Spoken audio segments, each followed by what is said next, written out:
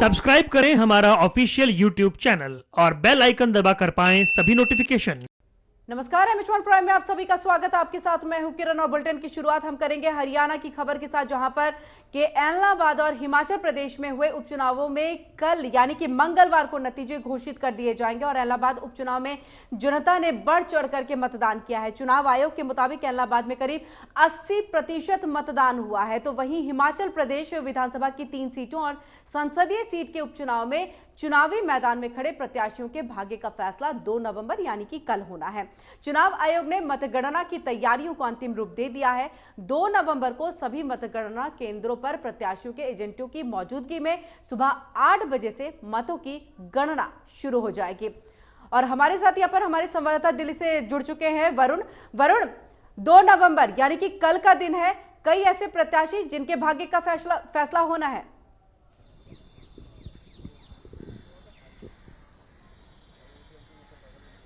देखिए, जो उपचुनाव के नतीजे हैं उसे मूड ऑफ द नेशन कह सकते हैं, क्योंकि ये 15 राज्यों में, देश के 15 राज्यों में अलग अलग हिस्सों में नतीजे आने हैं। चाहे वो राजस्थान हो, चाहे वो मध्य प्रदेश हो, हरियाणा हो, हिमाचल प्रदेश में तो बहुत बड़ा उपचुनाव है।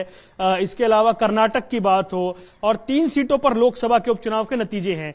तो ये अपने आप में बहुत बड़ा एक उपचुनाव इस वक्त देश में चल रहा है, जिसमें ये नतीजे कल आने जा रहे हैं और इसे हम कई तरीके से भांप सकते हैं।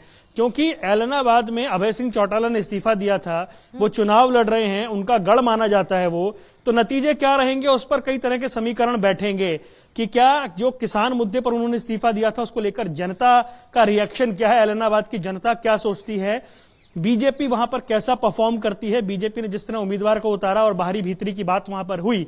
उसी तरह से अगर हिमाचल प्रदेश की बात करें तो मंडी लोकसभा सीट, जिसके अंदर 17 विधानसभा सीटें आती हैं, इसके अलावा अर्की, जुब्बल कोटखाई, ऐसे कुल 21 सीटें चुनाव के क्षेत्र में आ गई, यानी 65 में से 21, 1/3 सीटों पर चुनाव हो रहा है।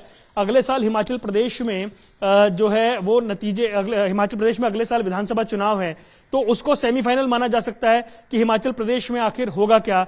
इसके अलावा आपको बता दें कि जिस तरीके से ये पूरी कवायद चल रही है, चाहे वो राजस्थान की बात करें, क्योंकि बीजेपी ने कई मुख्यमंत्री बदले हैं और 1.5 दशक से मुख्यमंत्री हैं शिवराज सिंह चौहान, तो इन नतीजों का वहां पर क्या असर रहेगा, राजस्थान में क्या होगा, तो कुल मिलाकर देखा जाए तो इसे मूड ऑफ द नेशन के तौर पर हम देख सकते हैं। 15 राज्यों से कुल मिलाकर नतीजे आने हैं। हिमाचल प्रदेश और हरियाणा प्रमुख रहेगा, एलनाबाद पर हमारी नजर वैसे भी रहेगी। बिल्कुल बिल्कुल।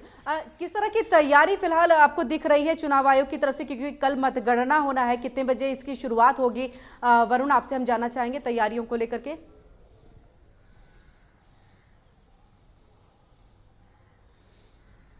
देखिए, क्योंकि जो चुनाव था उसमें बम्पर पोलिंग कई जगह पर देखने को मिली थी, एलनाबाद में भी और हिमाचल प्रदेश में भी कई जगह पर अच्छी पोलिंग हुई थी। और उसके बाद सुबह 8 बजे से जो ईवीएम मशीनें हैं उनको खोलने की शुरुआत हो जाएगी, उनकी काउंटिंग शुरू होगी और 9 बजे तक आप ये मान लीजिए कि रुझान आने शुरू हो जाएंगे और लगभग 12 बजे तक तस्वीर बिल्कुल साफ हो जाएगी और उसके बाद तक रिजल्ट आ जाएगा। यानी 11 से 12 बजे के बीच जो रुझान आएंगे वो अपने आप में ये बताने के लिए काफी रहेंगे कि पलड़ा किस और भारी है, किस राज्य में क्या नतीजे आए हैं, जनता ने किन्हें चुना है, स्थानीय मुद्दे कितने असरकारक रहे हैं, राष्ट्रीय मुद्दों का क्या असर रहा है। और उपचुनाव में जो आमतौर पर होता है कि जनता वहां की सरकारों के साथ जाती है, तो क्या इस बार भी वैसा ही देखने को मिलता है या फिर कुछ अलग नतीजे आते हैं। लेकिन एक बात तय है कि इन नतीजों पे कई नेताओं की साख टिकी हुई है। कई राज्यों में जो है इन नतीजों के आने के बाद राजनीति के नए नए समीकरण देखने को मिलेंगे और ये जो चुनाव के नतीजे हैं वो आने वाले 5 राज्यों के विधानसभा चुनाव में भी इनकी आवाज जरूर पहुंचेगी। बिल्कुल बिल्कुल, नजर इसी पे रहती है। लेकिन वरुण, आपने जिस तरह से कहा है कि पलड़ा किसका भारी है ये कल पता चलेगा, आप वहां पर रिपोर्टिंग कर रहे हैं, आप ग्राउंड जीरो पर है, आपको क्या लग रहा है किसका पलड़ा भारी है? और खास करके एलनाबाद की अगर हम बात करें सीट की, तो जब से इनेलो और जेजेपी यानी कि वहां पर जो फूट हुई है उसके बाद से वो सीट जो है कई मायने में अहम मानी जा रही है, क्या लग रहा है वहां से कौन जीत सकता है? किस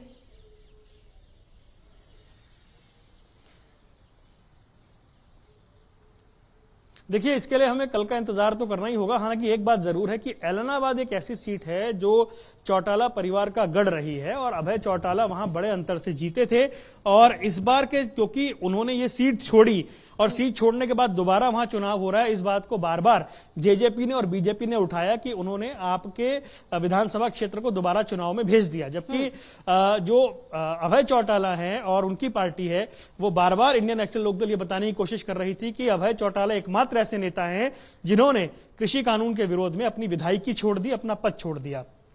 तो कुल मिलाकर कई तरह की चीजें हैं, जातिगत समीकरण की बात भी होनी है। बीजेपी ने जिन उम्मीदवार को उतारा उन पर यह कहा गया कि बाहरी उम्मीदवार को उतार दिया गया, स्थानीय को तरजीह नहीं दी गई। तो ये तमाम चीजें हैं, बहुत सारे फैक्टर काम करेंगे, देखते हैं कि आखिरी मिनट में बाजी कौन मारता है। बिल्कुल। और इसके साथ ही हिमाचल प्रदेश की क्या तस्वीर नजर आ रही है वरुण, क्योंकि हिमाचल प्रदेश में भी एक सीट है, मंडी लोकसभा सीट है जहां पर ये चुनाव हो रहा है, तो क्या तस्वीर वहां ऐसे आपको नजर आ रही है? किसका पलड़ा यहाँ, और खास तौर से अगर हम देखें किसकी साख यहाँ पर जो है अब आने वाले आगे चुनाव में मायने रखेगी?